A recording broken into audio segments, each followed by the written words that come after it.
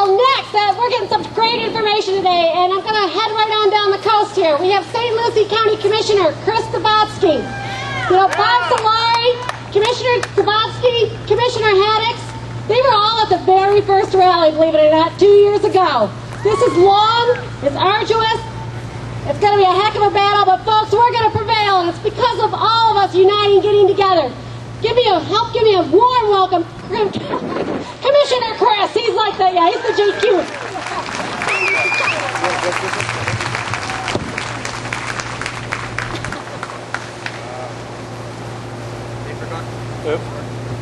Is this thing on? Is this thing on? Is this thing on? Yeah! I forgot my teleprompters today, so I had to bring my own notes. I spent a little time last night wide awake thinking about what was I going to say? Was I going to repeat the same thing each one of us has said over time? And I said, no, I don't want to do that. But, oh, by the way, if you get a little closer, we're going to take a selfie.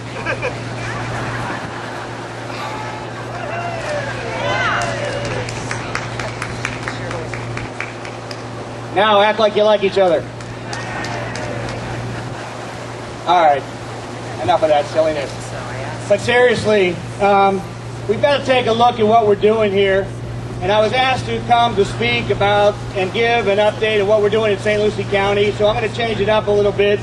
And I'll get to the rally side of this conversation in just a few minutes. But I was asked to give some points about what St. Lucie County has done along the way. And I'm going to give you a brief history. It shouldn't take very long. But St. Lucie County was one of the first governments to oppose the All Aboard Florida project. There are words I'm not allowed to say. There are kids in the audience. The board adopted a resolution in June of 2014. So you can imagine how long we've been fighting this, and you have been fighting this. St. Lucie County retained the law firm of Ortel, Fernandez, Bryant, and Atkinson to review the draft environmental impact statement, the DEIS for some of you who like acronyms. That law firm was also retaining experts in the fields of cultural and historical resources, archaeological and historic conservation, environmental, traffic studies, train safety operation, and all of those professionals and those consultants that go along with it. On July 7th of 2015, the St. Lucie County Board adopted a resolution approving transmittal of expert reports outlining the serious deficiencies of the draft EIS and the critical assessment to the Federal Railway Administration. Why is that important? Because we had to go to the federal government and tell them why this was a bad idea, and their report was full of stuff.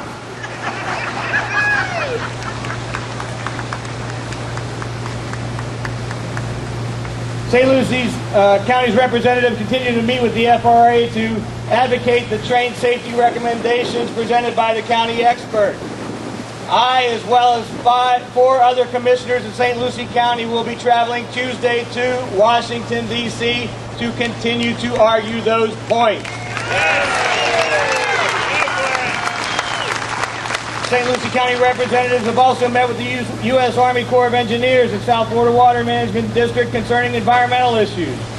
St. Lucie County, in conjunction with our friends here in Martin County and those in Indian River County, have worked on and performing additional analysis of environmental impacts to submit to the Corps and to the South Florida Water Management District. We have to fight every piece and part of this stuff. As of April 7th, 2016, just recently, we've calculated that we've spent now over $285,000 in the issues, just what we talked about above. Some would say you're spending money foolishly. Well, there are 3 things that are a part of my job: life, health, and safety. All the other is part of the quality of life. Life, health, and safety. And spending $500,000 or $1 million on your behalf is worth every penny. Yes, it is. St. Lucie County met with South Florida Water Management District representatives to discuss project stormwater impacts at the crossings in St. Lucie County. We also are meeting the district requiring the Olive Board to revise its plans, to change the plans, to scrap the plans. And on April 4th, St. Lucie County received the 100% plans, design plans from Olive Board. We are currently in the process of looking those over, continuing to find the problems and the faults with their so-called plan.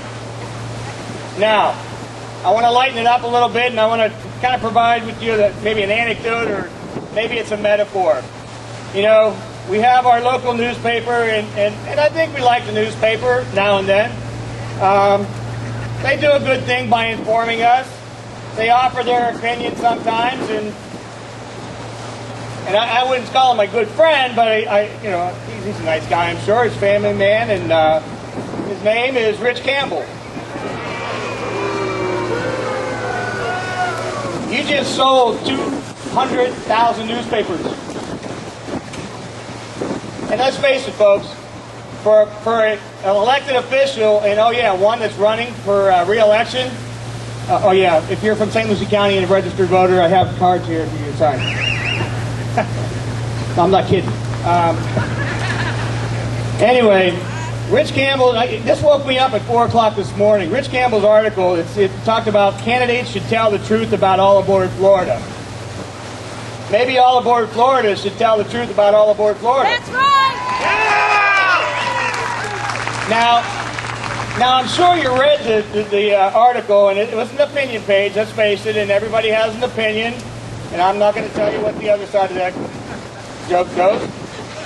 But in the start of his article, he says, "Get ready, Treasure Coast voters. The election season's upon us, and local candidates, some of which you saw here, are going to talk about this issue. They're going to demonstrate their opposition to Olive Board, Florida. The 'I hate Olive Board, Florida more than my opponent' rhetoric is just beginning." That's how he started the article. Well, I'm pretty sure we're on the same page. There are Republicans, Democrats, Independents, and Green Party, Coffee Party, you name it, Tea Party. They're all in this mix. This isn't about your political affiliation or who you like in your government. This is about representation. Yes! You need to look at the people who are in office, those that are running, not because they're an R or D. I'm a Democrat. Thank you for the 4 of you that are here. But I will tell you that this is about representation. There are a lot of the people in this audience who are Republicans who support my campaign. And because of representation, I'll accept that, because it's not about political philosophy. It's about doing the damn job. Yes! Now, he goes on to say about the rhetoric. It's not enough to establish one's opposition to the Miami-Orlando passenger rail project. Local candidates will be vying for the coveted position to say, "I'm the chief opponent of the project." Well, let's have some honesty. Let's have some real talk. Now, I want you to stay with me on this, because it all comes together in the end. Now, Rich Campbell is a nice guy, family man, and you know, I wanted to learn a little bit more about Mr. Campbell and why his opinion called into question of candidates' honesty, and even sitting officials calling into question their honesty about Olive Board, Florida. So I looked into, oh yeah, what's that search engine thing? Google? Yeah, that's it. And so I did this research overnight, and admittedly, I'm not a journalist, I'm not an editor of a newspaper, but I have written a newsletter once or twice. One thing you should know as a politician, that would be me, I'm not afraid of the term, by the way, is never take on the press when they buy their ink in 55-gallon drums. That's not my intention today. I don't want to get into a pissing match with the owner of the ink, because they always win. However, I wanted to have a little honesty. I wanted to have a little real talk. So my effort here today is not to take on the press, but to simply convey a lot of honesty and real talk. Now, after I read Mr. Campbell's article in the opinion page, I came away with probably the most different opinion you would have derived from that so-called opinion piece. So I wanted to learn more about him, and I know I'm going to go in real time, so I apologize. But there was an article I found. It was written in 2004, and it is, "Where Are They Now?" Rich Campbell, late 70s, Bears quarterback, is in the news again. Campbell's records are the ones Rodgers is beating. Now that refers to Aaron Rodgers of the Green Bay Packers. Oh yeah, Rich Campbell was a quarterback for the Green Bay Packers. A sports figure. Now follow me, he was a sports figure. But it also talks about how, you know, he was one of the first round NFL picks that had 2 post-playing careers. And those for Mr. Campbell were being a minister, a Baptist minister, and a newspaper editor. Okay, well that's pretty interesting, right? First, you have his sports career that requires training, working hard, expecting an outcome of winning. The other is the Baptist minister, or any person of faith, requires that you have faith in whatever your higher power is, whatever your belief structure is. So I was confused about how Mr. Campbell could say in his conversation that we need to get honest about all aboard Florida. And basically the conversation was, you don't have a chance. Well, I'm here to tell you, we got a chance. Now, I'm not going to go further into the article. You can look it up, but it talked about how he moved into journalism as his next career, and he was even quoted as saying he found that he really enjoyed sitting behind a computer as a writer. But before that, in the article, he says that I found, as a player for the Green Bay Packers, he found journalists to be a little unfriendly. I'll use that paraphrase. How's that? So I'm sitting here going, he has a history in sports, he has a history in faith, and he also has made a comment that journalists have a certain way of turning a story, so to speak. So, where am I going with this? Well, I can tell you. Mr. Campbell is a winner. He won in California. He won in Green Bay. And now he's winning as an editor of a local newspaper, selling the papers, bringing us and trying to pit us against each other. And that's wrong.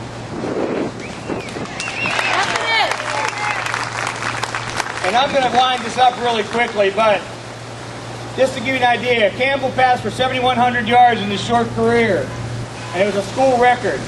He had a pass completion percentage of 70.7%. That was a record 70.7. Not 100%, not 90%, not even 85%, but 70.7% of a completion percentage. Now, there seems to be a landscape out there that elected officials are held to a higher standard than this sports analogy, that we have to get it right 100% of the time. Well, no, we don't always get it right, and we don't always win. But I can tell you what, we always go into the game with the intentions of winning. We always intend to win. The game plan is developed, the players are identified who can best achieve a win, and then you step into the arena. You are in the arena. I am in the arena. KC's in the arena. All of these representatives are in the arena. Stay in the fight, stay in the game. Now, the bottom line is, sports. The fact is, you only lose when you forfeit the game before you get on the field. You forfeit the game before you ever get on the field. That's how you lose.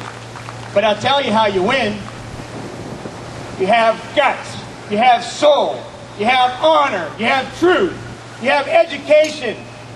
And you do the best you damn well can. Yes! And you're doing that today. We're going to continue to do that.